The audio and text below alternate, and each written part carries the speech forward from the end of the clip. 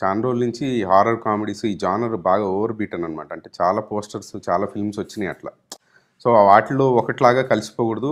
It should stand out అనే ఐడియాతోనే start చేసాం బేసిక్‌గా. In Ananda Brahma motion poster, we used something more interesting. We used the voices of the characters in the film. We built a story around ఒక dark స్క్రీన్లో ఒక ఇద్దరు characters మాట్లాడుతుంటారు.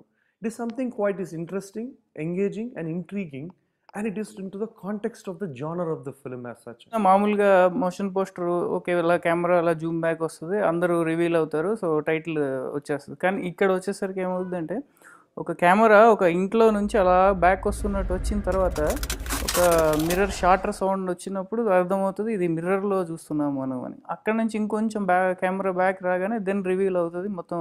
So మనం mirror కంప్లీట్గా అపోజిట్ సైడ్ నుంచి చూస్తున్నాము. So camera కూడా డిఫరెంట్గా మూవ్ అవుతూ ఉంటుంది, అటు ఇటు మూవ్ అయినప్పుడు ఆ మిర్రర్ ఫీల్ మెయింటైన్ చేస్తారు అనమాట. బేసిక్గా సినిమాకి కాన్సెప్ట్ యాడ్ ఒకటి ఉండిద్దండి, కమర్షియల్ కట్ ఒకటి ఉంటుంది. కమర్షియల్ కట్ చేయటం పద్ధతి అయితే కాన్సెప్ట్ యాడ్ చేయటం బాగా కొద్దిగా ఇబ్బంది కూడా ఉన్న పరిస్థితి. It's a very tough task trying to edit a trailer for a film like Ananda Brahma. Horror based కాన్సెప్ట్స్లో ఒక టైప్ ఫార్మాట్ అయితే ఆనంద బ్రహ్మ ఒక డిఫరెంట్ కాన్సెప్ట్ అండి.